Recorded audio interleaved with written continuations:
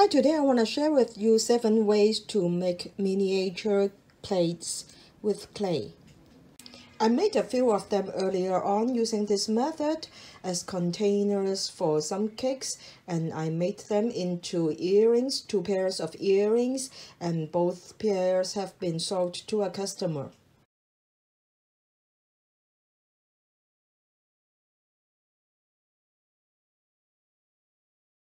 I even taught a 6-year-old student to make one like this one, and she made it very pretty. So without further ado, let's get started.